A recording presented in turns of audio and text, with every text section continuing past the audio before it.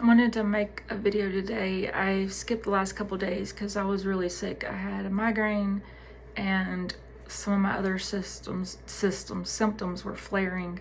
So anyway, some people have asked me how I knew I had MS, and my first noticeable symptoms, I might have had symptoms prior to them because my neurologist said he thought I had had it for a while. But I lived in Atlanta and my husband lived in North Carolina, and we drove back and forth every week after work to see each other.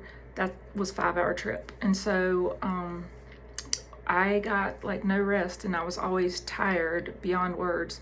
So I just attributed anything to being, traveling all the time to see him.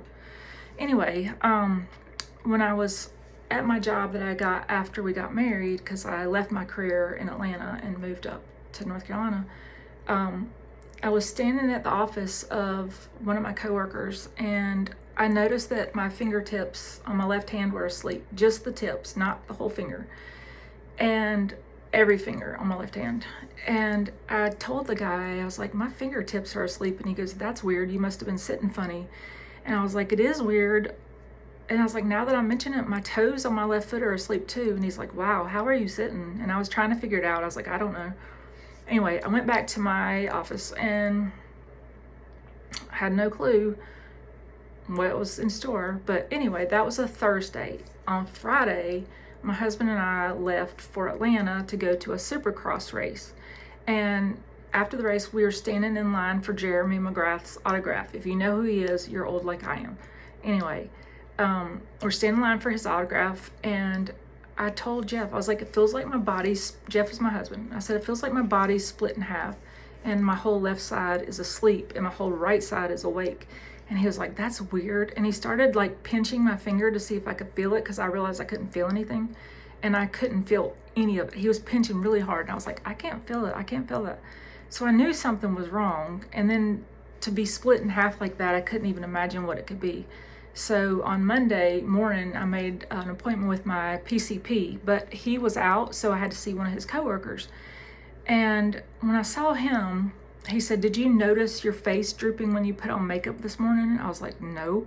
He's like, yeah, it's sagging. He's like, did you know? He was asking me a couple things that I noticed, and I said, no. He said, well, we're going to do blood work and see, but I think you've had a stroke. So I want you to keep a journal for a week of how your hand and leg feel, and if they're all still asleep or what, because by Monday everything was asleep. Anyway, I got home and I was like, I just turned 26 last week. Like, what if I haven't had a stroke and I'm getting ready to have a stroke? Shouldn't I like not wait and get checked on now? And so I called back and I was like, can I get a referral to a neurologist? And he's like, yeah, that's a good idea. So I went to the neurologist, which I didn't know of any neurologists. My mother-in-law is a NICU nurse or was. So I had heard of one neurologist from one of her coworkers. So I asked for a referral to him, thank God, because he's amazing. Anyway, when I went in, he did basically a drinking and driving test, touch your nose, stand on one foot, walk in a straight line. And I could not stand on one foot. I could not walk in a straight line. And my left side was asleep. I touched my nose just fine. My right side was awake. I poked myself in the eye. And I was like, this is crazy. And I had done gymnastics, cheerleading, dancing, everything in my life. So I had good balance. It wasn't like a matter of, I don't usually have balance. I do. And so I don't since then. But he said, well, the good news is we can eliminate it being anything from your neck down. And I was like, that's not good news. That leaves my brain. He's like, yeah, but now we know what to look for. And so he said, we're going to have to do an MRI and look at your brain. And I said, okay. So he did an MRI. He was there when I had it done. Times have changed because I don't think any doctors do that anymore.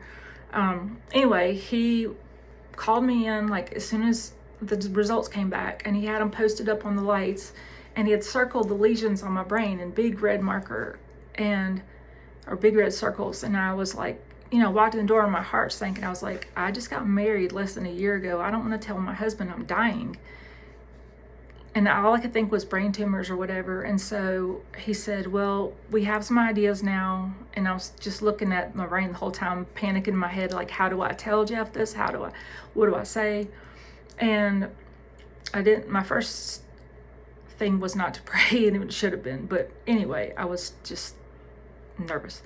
And so he said, well, it can either be multiple sclerosis or a bacterial infection or encephalitis, but we'll need to do a spinal tap to figure out which of the three it is. And then he spent like an hour talking about multiple sclerosis. And when he was done, this will tell how old I am. I said, am I a Jerry's kid? He's like, no, that's MD, not MS. And I was like, I don't know the difference. And so he told me the difference. And I figured, since he talked about it so long, that's what he figured it was. And it, it was. And so after he did my MRI, he had me go for a spinal tap, which confirmed it was MS.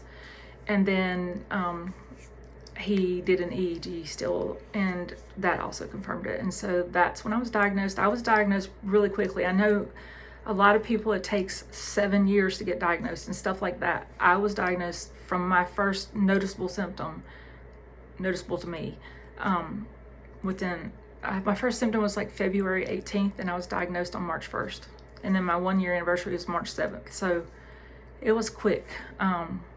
So surprise, happy anniversary, I have multiple sclerosis.